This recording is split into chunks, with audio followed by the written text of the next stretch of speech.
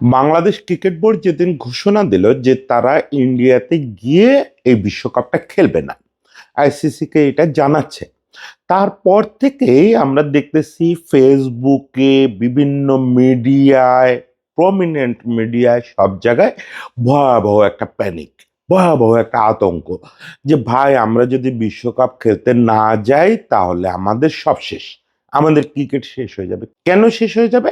কারণ ওই যে তামিম ইকবাল বলছেন যে আমরা আমাদের সিংহভাগ টাকা, উনি বলছেন 90%-এর মতো, আসলে তা না, আমরা সিংহভাগ টাকা আইসিসি থেকে পাই, আইসিসি তার সিংহভাগ টাকা পায় ইন্ডিয়া থেকে।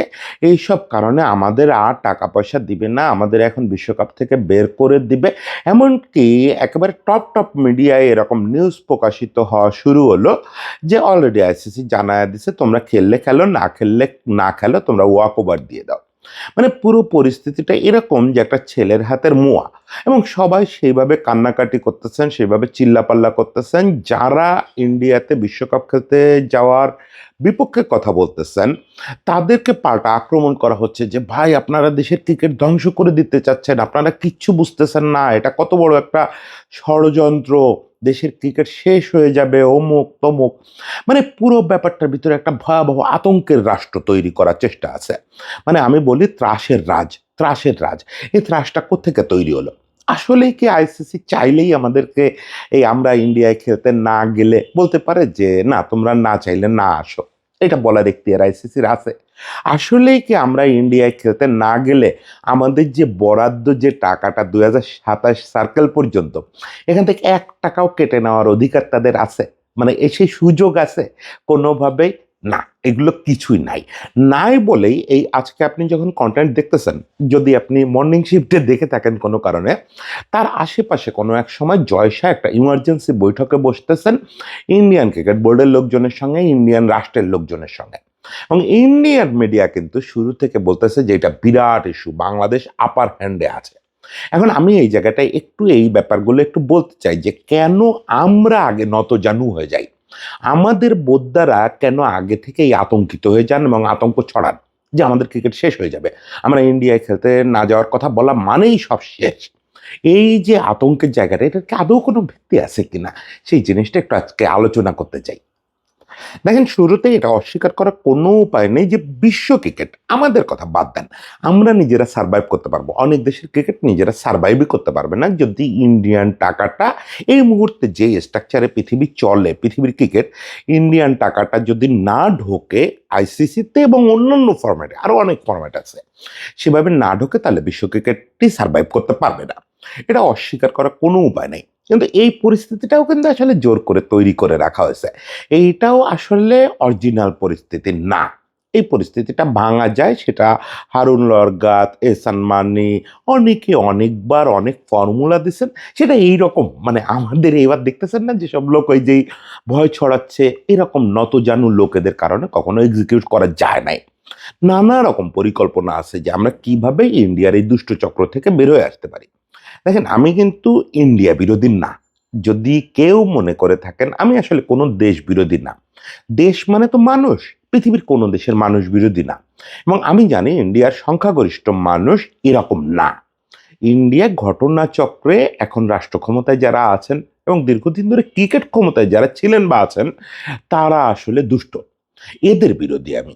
কিন্তু কোনোভাবেই ইন্ডিয়া, পাকিস্তান বা পৃথিবীর কোনো দেশ, নাম না জানা কোনো একটা দেশ, ইরিত্রিয়া, তারও বিরোধী আমি হতে পারি না। কারণ ওই দেশের মানুষের বিরোধী কি করে হব? ফলে ইন্ডিয়ার দুষ্টচক্র বলতে আমি বোঝাই এই প্রশাসকদের দুষ্টচক্র, শাসকদের দুষ্টচক্র। এই দুষ্টচক্র থেকে বের হওয়ার জন্য অনেকবার চেষ্টা করা হয়েছে, অনেক ফর্মুলা আছে, খুব ভালো ভালো ফর্মুলা। যদি আপনাদের আগ্রহ থাকে সেগুলো নিয়ে একদিন আলোচনা করব যে কিভাবে আমরা এই পৃথিবীর মার্কেটটা ইন্ডিয়ার হাত থেকে বের করা যায়। একেবারে বের হয়ে যাবে না, কিন্তু আমাদের সারা পৃথিবীর একটা নেগোসিয়েশন পাওয়ার তৈরি হবে। 50-50 হলেই নেগোসিয়েশন পাওয়ার তৈরি হয়ে যাবে। তো সেটা আজকে আলোচনা না করি, আজকে মূলত বলি যে বর্তমান যে কাঠামো, এই কাঠামোতে তো তারা সবচেয়ে বড় কন্ট্রিবিউটর, সম্ভবত 70%-এর কাছাকাছি, 68% রেভিনিউ, আইসিসির যে রেভিনিউ সেটা জেনারেট হয় তাদের মাধ্যমে, তাদের ওখানকার ইস থেকে, টিভি সত্ত্ব থেকে। আবার তারা ওখান থেকে ফেরত পায় হচ্ছে 38.2%। মানে তারা প্রায় মোটামুটি বাংলা হিসাবে 4,200 কোটি টাকার মতো প্রতি বছর আইসিসিতে শুধু ভর্তুকি দেয়। বড় অঙ্ক। এছাড়াও আরও কিছু ব্যাপার আছে, যেমন সারা পৃথিবীর যত বাইল্যাটারাল সিরিজ এর বেশিরভাগের মূল উন্মাদনা হচ্ছে ইন্ডিয়া ভার্সেস অমুকের টিম। মানে ইংল্যান্ডের সারা বছরের ইনকাম আর ইংল্যান্ড একটা সিরিজের ইনকাম প্রায় সমান। এগুলোর কারণ কি? সব বড় বড় স্পন্সর তাদের হাতে। এখন এইগুলো ঠিক আছে যে তারা পৃথিবীর যে ক্রিকেট ইকোনমি এটারে প্রায়টাই কন্ট্রিবিউট করে। তার মানে কি এই যে কিছু একটা ঘটলেই আমরা আগেই হাত পা তুলে জামা কাপড় খুলে চিৎকার করা শুরু করব যে ভাই ইন্ডিয়ার সঙ্গে কথা বলা যাবে না, কথাই বলা যাবে না, দরদামি করা যাবে না, করলে আমাদের ক্রিকেট শেষ হয়ে যাবে? না না না ভাই, এইরকম না, পৃথিবীটা এরকম না। হ্যাঁ, আপনি বলতে পারেন যে আগের কন্টেন্টেই আপনি বলছেন যে পৃথিবীটাতে এরকম হয়ে গেছে, এখন চাইলে একজন নির্বাচিত প্রেসিডেন্টকে কিডন্যাপ করে আনা যায়। যায়, সেটা একটা জায়গা। একই সঙ্গে এখনো তো পৃথিবী থেকে ওই আন্তর্জাতিক আইন, কোর্ট অফ আরবিট্রেশন এগুলো বিলুপ্ত হয়ে যায় নাই, এবং আইসিসিতে একটু চেক অ্যান্ড ব্যালেন্সের জায়গা আছে। সেই জায়গাগুলো আমাদের বলে যে এত আতঙ্কিত হওয়ার কিছু নাই। এই আতঙ্কগুলো আমরা না বুঝে ছড়াই। প্রথমত দেখেন, গতকালকে এনডিটিভির যে রিপোর্টটা, আপনারা ইন্ডিয়ার মিডিয়ায় পড়বেন। আমি আপনাদের বলি, বাংলাদেশি মিডিয়া পড়ে এই বোগাস সব ধারণা, বাংলাদেশি কন্টেন্ট ক্রিয়েটর, আমার মতো কন্টেন্ট ক্রিয়েটরদের কথাবার্তা শুনে বোগাস ধারণা পাওয়া হচ্ছে। ইন্ডিয়ান মিডিয়া পড়বেন চুজ করে, দ্য হিন্দু পড়বেন, এনডিটিভি পড়বেন। দ্য হিন্দু নামটা শুনতে আপনাদের একটু সাম্প্রদায়িক মনে হয়, কিন্তু ওরা পৃথিবীর অন্যতম বড় সেকুলার পত্রিকা। ওরা হচ্ছে সবচেয়ে সুন্দর সুন্দর চিন্তা এবং প্রকৃত চিন্তাটা জানায়। এগুলোতে পড়লে আপনারা বাস্তব ধারণাটা পাবেন। এনডিটিভি কালকে যে রিপোর্টটা করছে, সেই রিপোর্টটা পড়লেই বুঝতে পারবেন প্রকৃত চিত্রটা কি। প্রকৃত চিত্র কিন্তু বাংলাদেশ আপার হ্যান্ডে আছে। বাংলাদেশ মোটেও এমন অবস্থায় নাই যে হুট করে বাংলাদেশের ক্রিকেটে এখন ইন্ডিয়া বা আইসিসি শেষ করে দিতে পারে, বা বাংলা বিশ্বকাপ থেকে বের করে দিতে পারে ইন্ডিয়ায় না খেললেই। কেন? সেই জিনিসগুলো একটু বলি। প্রথমত হচ্ছে এনডিটিভি যেটা বলছে যে বাংলাদেশ কোয়ালিফায়ার পার করে একটা আসার দল, এবং তারা যে রিজনগুলো এখানে উপস্থাপিত করছে প্রত্যেকটা আন্তর্জাতিক মঞ্চে গুরুত্বের সঙ্গে নেওয়া হবে যদি কোনো আন্তর্জাতিক আদালতে বিষয়টা যায়। সেটা কি? দেখেন, আমাদের মুস্তাফিজকে যে রিলিজ করা হয়েছে, বিসিসিআই কিন্তু পরিষ্কার করে কোনো কারণ জানায় নাই। পরিষ্কার অপরিষ্কার কি, কোনো কারণই জানায় নাই। এখন এখানে দুটো কারণ তারা জানাতে পারে বিষয়টা যদি কোর্টে যায়। একটা হচ্ছে যে তারা বলতে পারে যে না, আমরা এমনি এমনি ছেড়ে দিছি। তাহলে ভয়ানক এটা একটা দেশকে হিউমিলেট করার ব্যাপার হবে। দু দেশের কূটনৈতিক সম্পর্কে একটা টানাপোড়েন অলরেডি চলতেছে। সে অবস্থায় এখানে কোর্ট ধরেই নেবেন বা কোর্টে আমাদের পক্ষ থেকে উপস্থাপন করা সম্ভব হবে এটা বাংলাদেশকে হিউমিলেট করার জন্য করা হয়েছে। সেক্ষেত্রে বাংলাদেশের খুব যোগ্য দাবি আছে যে আমরা তাহলে ওই দেশে যাব না। ফলে এটা একটা ক্ষেত্র। ও ক্ষেত্রেও আমরা জিতে আসি। দ্বিতীয় ক্ষেত্র হচ্ছে যদি ইন্ডিয়া সিকিউরিটি কনসার্ন বলে, যেটা আসলে কারণ ছিল, যে কিছু গোষ্ঠী বলছিল যে উইকেট খুঁড়ে ফেলবে, মুস্তাফিজরে আক্রমণ করবে, শাহরুখ খানের আক্রমণ করবে, কেকেআর এর প্রতি আক্রমণ করবে। যদি সিকিউরিটি কনসার্নের কথা বলে তাহলে তার আমাদের কথাই বলতে হবে না। অটোমেটিক কোড বলে দেবে যে না, সিকিউরিটি কনসার্ন হলে ওই দেশে ওই টিম যেতে পারে না। একজন খেলোয়াড়ের সিকিউরিটি আপনারা নিশ্চিত করতে পারেন না, তাকে রিলিজ করে দিচ্ছেন, সেখানে পুরো একটা বহর আসবে, ওই দেশের অনেক দর্শক আসবে, এদেরকে আপনি কী করে সিকিউরিটি দিবেন? এটা অবাস্তব ব্যাপার। আর এখানে প্রেসিডেন্স আছে, মানে উদাহরণ আছে। সেটা হচ্ছে যে পাকিস্তান অলরেডি শ্রীলঙ্কায় খেলতেছে তার অংশটা, এবং কয়েকটা বৈশ্বিক আসর ধরে এটা হয়ে আসতেছে। ইন্ডিয়া ও পাকিস্তানের যে চ্যাম্পিয়ন্স ট্রফি সেটা পাকিস্তানে না খেলে খেললো দুবাইতে। ফলে ওই কোর্ট দেখবে যে এটা তো তোমাদের খেলার একটা রেগুলার চিত্র, যে যে যে দেশে ভয় পায় ওই দেশে যায় না, পাশের কোনো দেশে যায়, গিয়ে সেখানে খেলে। এখনকার বাস্তবতায় আমরা যে পজিশনে আছি মুস্তাফিজের ইস্যুটা নিয়ে, যে আমরা ইন্ডিয়ায় যাব না, এটার পক্ষে দিন দুনিয়ার সমস্ত আদালত আছে। এবং আমি একটু বলি, ইন্টারন্যাশনাল কূটনীতির যদি খবরাখবর রাখেন তাহলে ইন্টারন্যাশনাল, ওই যে বলছি না যে পৃথিবীটাই তো আসলে লাগামহীন একটা অবস্থা আছে, সেই লাগামহীন পৃথিবীর যে ইন্টারন্যাশনাল কোর্ট অফ আরবিট্রেশন অমুক তমুক, এগুলো আবার যাদের হাতে, তারা কিন্তু ইন্ডিয়ার হাতে না। এই কথাগুলো শোনার সময় ওগুলো মাথার ভেতরে খেলাবেন যে দাদা এইটা বললো, আমরা কোর্ট অফ আরবিট্রেশনে গিয়েই বা জিতবো কি করে? কোর্ট অফ আরবিট্রেশন কি নিরপেক্ষ থাকবে? থাকবে, কারণ কোর্ট অফ আরবিট্রেশন হচ্ছে ইউরোপে। ইউরোপ কি এখন এই প্যানেলে আছে? এগুলো হিসাব করতে পারলে অনেক কিছু দেখবেন। আমরা যদি কোনোভাবে মামলাটা ওখানে চলে যায় তাহলে বিশ্বকাপে আপাতত সাসপেন্ড হয়ে যাবে। এবং যতক্ষণ ইস্যু না হয়, যতক্ষণ এই ইস্যুগুলো সলভ না হয়, ততক্ষণ বিশ্বকাপ হবে না। বাংলাদেশকে বিকল্প ভেন্যু দিতেই হবে। এই জন্যই আজকে খুব গুরুত্বের সঙ্গে জয়শাহ এই মিটিংটায় বসছে যে কিভাবে ব্যাপারটা অ্যারেঞ্জ করা যায়। এমনকি তারা কিন্তু আসলে বাংলাদেশকে শ্রীলঙ্কায় খেলতে দেওয়ার যে অপশনটা, সেটা উড়ায় দিচ্ছে না। বিসিসিআইয়েরই একটা অংশ বলতেছে যে আইসিসি এবং বিসিসিআই ভাবতেছে ব্যাপারটা আর লম্বা না করে বাংলাদেশের দাবি মেনে নেওয়াই ভালো। এমনকি জয়শাহ আজকে এই যে বিসিসিআই কর্মকর্তাদের সঙ্গে বসতেছেন, সেখানে আইসিসির কর্মকর্তারাও থাকবেন। উনি সরাসরি আইসিসির কর্মকর্তারা যারা চিঠি ড্রাফট করছেন তাদের কাছে জানতে চাইবেন যে চিঠিটা আমি দেখতে চাই। বাংলাদেশকে যে চিঠিগুলো দেওয়া হয়েছে, এগুলো থেকে বাংলাদেশকে প্রপার এক্সপ্লেন করা হয়েছে, তাদেরকে কোনোভাবে হিউমিলেট করা হয়েছে। এনডিটিভি নিজে বলতেছে যে তারা কি এরকম কোনো ফিল করছে যে তাদেরকে আমরা চাইলেই বের করে দিতে পারি? যদি করা হয় আমাদেরকে একটা সরি লেটার পাঠাইতে হবে আগে, সব কিছুর আগে। জয়শার মতো মানুষ যে অমিত শাহর ছেলে, সে এই লেভেলে চিন্তা করতেছে। আর আমাদের এখানে কন্টেন্ট ক্রিয়েটররা, আমাদের এখানে মিডিয়া ভয়তে মরতেছে যে ভাই এই কথা বলায় আমাদের বোধহয় চাকরি চুকরি সব চলে যাবে। মানে সারা জীবন চাকরি করে খাইলে যা হয় আমার মতো আর কি, ওই একেবারে মেরুদণ্ড বলে আর কিচ্ছু থাকে না, আত্মসম্মান বলে আর কিচ্ছু থাকে না। শুধু সবসময় মনে হয় চাকরি চলে যাবে, চাকরি চলে যাবে। এই বললো না হ্যাঁ চাকরি থাকবে না, এরকম একটা ভয় নিয়ে বসবাস করা, নত জানু একটা অবস্থা নিয়ে বসবাস করা। কিছু একটা হলে আমাদের টিকিট শেষ হয়ে যাবে। কেন রে ভাই, তোমার 20 কোটি পাবলিকের মার্কেট, 2 বছর আইসিসির আয় না পাইলে কি হবে?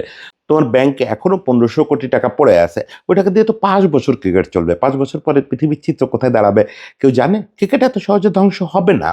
বরং বাংলাদেশ যদি আজকে না যায়, পাকিস্তান না যায়, শ্রীলঙ্কা এমনিতেই ইন্ডিয়ার সঙ্গে রিলেশন টান টান, ওয়েস্ট ইন্ডিজের রিলেশন টান টান, ওয়েস্ট ইন্ডিজ মহাক্ষুব্ধ তাদের শেয়ার নিয়ে, তারা যে আইসিসি থেকে শেয়ার পায়। নিউজিল্যান্ড কম বেশি ক্ষুব্ধ। এরা সবাই মিলে যদি একটু প্যাক্ট করে ফেলে, তখন তো ইন্ডিয়াই খেলা চালাইতে পারবে না। আপনি কি 4 দেশের বিশ্বকাপ দেখতে যাবেন? কেউ টিভি খুলবে 4 দেশের বিশ্বকাপ দেখতে? শুধুমাত্র বিরাট কোহলি ইনিংসটা দেখতে ইন্ডিয়ার লোকজন খুলবে। আর কোনো ম্যাচ খেলতে ইন্ডিয়ার লোকজনই আর কোনো ম্যাচ দেখতে টিভি ওপেন করবে না। এত সোজা না রে ভাই, কোনো ইকুয়েশন এত সোজা না। ছেলের হাতের মোয়া নাকি? কালকে আমার এখানে ইন্ডিয়ান কে যেন কমেন্ট করছে, ছেলের হাতের মোয়া, যে চাইলেই আসলাম না। আমি বলি এটা কি ছেলের হাতের মোয়া? যে আমরা একটা প্রপার দাবি নিয়ে, এমন হতো যে ফ্রম নো হায়ার আমরা বলতেছি ইন্ডিয়া যাব না। এটা তো না। একটা সুনির্দিষ্ট ঘটনা ঘটছে, ঘটনাটা এক্সপ্লেন করতে পারে নাই আইসিসি বা বিসিসিআই, আমরা এরপরে সেখানে যাবো কি করে? এবং নিরাপত্তা থ্রেট পরিষ্কার। ওখানে দুদিন বাদে বাদে এই অজুহাতে একে পিটায় মারা হচ্ছে, ওই অজুহাতে একে পিটায় মারা হচ্ছে। বাংলাদেশের সংখ্যালঘুদের নিয়ে প্রতিনিয়ত নোংরা প্রোপাগান্ডা চালানো হচ্ছে। এখানে কোথাও একটু আগুন ধরলেই বলা হচ্ছে এটা সংখ্যালঘুর বাড়িতে আগুন ধরছে। হচ্ছে না সংখ্যালঘুদের সঙ্গে কিছু, এটাও আমি বলতেছি না, কিন্তু যা হচ্ছে না তা বাড়ায় বড়ায় এগুলো করা হচ্ছে, সে জায়গায় আমরা কোন সাহসে যাই? সে জায়গায় আমিও তো এখন ইন্ডিয়া ট্যুর করতে ভয় পাবো। এই অবস্থায় যদি এই বর্তমান সিচুয়েশন, যে কেউ ইন্ডিয়া ট্যুর করতে ভয় পাবে। ফলে এইটা আমাদের অত্যন্ত যৌক্তিক দাবি এবং আন্তর্জাতিক বিষয়টা বুঝবে। এনডিটিভির রিপোর্টটা পড়লে আপনি বুঝবেন যে ইন্ডিয়ানরা, মানে সাধারণ ইন্ডিয়ান না, যারা কিছু না বুঝে চিল্লাপাল্লা করতেছে, কমেন্টে পোস্টের নিচে কমেন্ট করে যাচ্ছে, এদের কথা ভাবেন না। ইন্ডিয়ান প্রশাসক, ইন্ডিয়ান রাষ্ট্র, আইসিসি সকলে এখন অত্যন্ত দুশ্চিন্তার মধ্যে আছে যে কিভাবে বাংলাদেশকে রাজি করানো যায়। তারা প্রথমে অবশ্যই চাইবে বাংলাদেশকে ইন্ডিয়া নিয়ে খেলাতে এবং সেই খেলানোয় রাজি করাইতে, কারণ তা না হলে তাদের কয়েক কোটি টাকা লস হয়ে যাবে। কয়েক কোটি মানে হিউজ লস হবে। কারণ অলরেডি তো ওই হোটেল বুকিং, তারপরে বাংলাদেশের প্রতিপক্ষদের হোটেল বুকিং, ভেন্যুতে যাতায়াত মুক্ত সব কিছু কনফার্ম করা হয়ে গেছে না। এখন বাংলাদেশের ম্যাচগুলো যদি রিলোকেট করতে হয় শ্রীলঙ্কায়, হিউজ একটা খরচ যাবে। এই খরচটা বাঁচানোর চেষ্টা করবে তারা, কিন্তু যদি দেখে যে দেয়ালে পিঠ থেকে গেছে, বাংলাদেশ এটা নিয়ে কোর্ট অফ আরবিট্রেশনে যেতে পারে।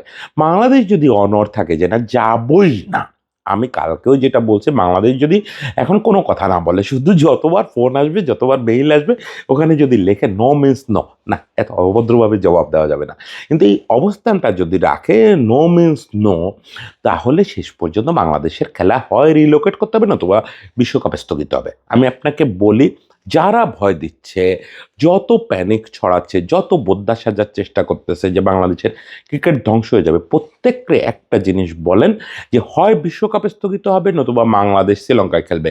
যদি আমরা অবস্থান ধরে রাখতে পারি, এর তৃতীয় কোনো ঘটনা ঘটবে না। বাংলাদেশকে ছাড়া বিশ্বকাপ হবে না, হওয়া সম্ভব না। এই ভয় একদমই পায়েন না যে আমাদের ক্রিকেটাররা বিশ্বকাপ খেলতে পারবে না বা আমরা বিশ্বকাপ খেলতে পারবো না। আর যদি সেটা ঘটে যায় তাহলে আপনি নিশ্চিত থাকেন পর 3 মাসের মধ্যে ICC will be suspended by IOC and court of arbitration.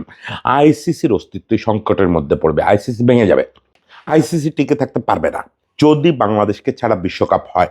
এবং বাংলাদেশ যদি তার এই পজিশন শক্ত করে ধরে রাখে, বাংলাদেশের পাশে দাঁড়ানোর জন্য বহু রাষ্ট্র আছে এই মুহূর্তে কোর্ট অফ আরবিট্রেশন এই ইস্যুতে, অন্য কোনো কূটনৈতিক ইস্যুর কথা আমি জানি না, এই ইস্যুতে বাংলাদেশের পাশে দাঁড়ানোর জন্য একাধিক ক্রিকেট প্লেয়িং রাষ্ট্র আছে।